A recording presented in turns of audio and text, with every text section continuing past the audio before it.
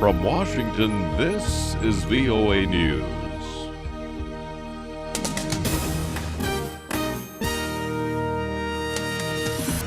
Coming up, the U.S. Vice President is in Ukraine, and the latest on the sunken South Korean ferry.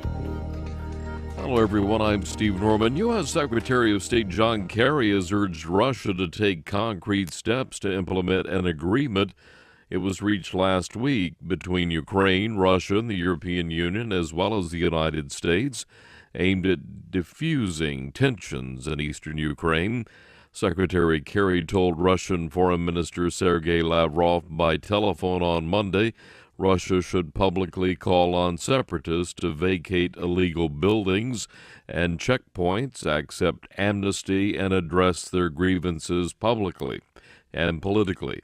Meantime, U.S. Vice President Joe Biden is in Kyiv for talks with Ukraine's acting President Oleksandr Turchynov and acting Prime Minister Arseniy Yatsenyuk. His meetings will focus on the international community efforts to help Ukraine move forward on constitutional reform and what Obama administration officials say will be a free and fair presidential election on May 25th. Separate attacks across Iraq have killed at least 33 people, wounded dozens more. There were no immediate claims of responsibilities, but the violence across Iraq has increased as militants look to undermine the Shiite-led government ahead of the parliamentary election set for April 30th. U.S. says it has indications that toxic chemicals were released in a rebel area in Syria this month. And on Sunday, French President François Hollande said France also had indications that chemical weapons are still being used in Syria. Bashar al-Assad's government agreed last year to destroy its chemical weapons as part of a deal to de-escalate tensions following mounting international pressure. Speaker of Syria's parliament announced that a presidential election will be held on June 30th. And the incumbent president, Bashar al-Assad, has said he will seek a third term. Edward Uranian reports. The announcement that the Syrian government would go ahead with presidential elections coincided with the sound of warplanes over the capital and violence in and around all 5 of Syria's major cities. Parliament Speaker Jihad al-Laham made the long-awaited announcement despite skepticism from many that it would be possible to hold an election amid raging battles across much of the country. Laham's announcement was greeted with rounds of Katyusha rockets fired by rebel fighters outside the capital, Damascus. Edward Uranian for VOA News, Cairo. United Nations accusing rebels in South Sudan of killing hundreds of people in a small town based on their nationality or ethnic origin. UN mission in South Sudan says the slayings took place in Bentiu after rebel forces seized the town from government troops on April the 15th.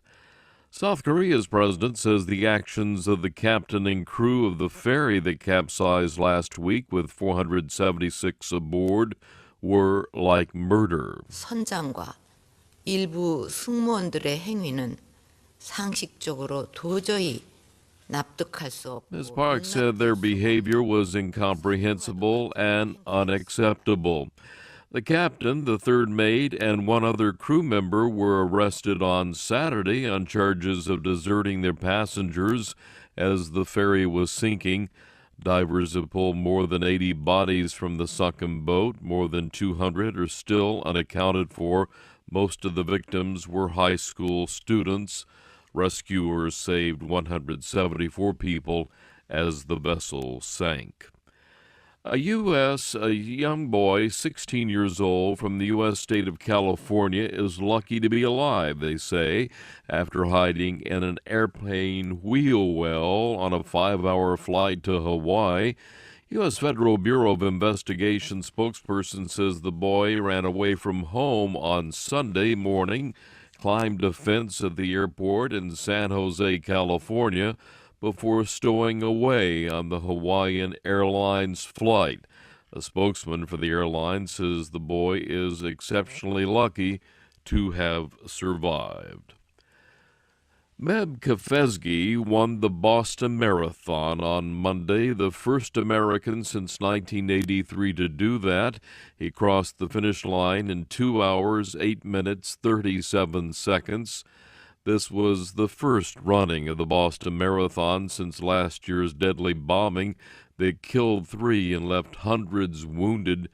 Kenya's Rita Jeptu won the women's race. It was her third time to get the Boston win. This year's race included an expanded field of 36,000 runners. For more news, go to voanews.com.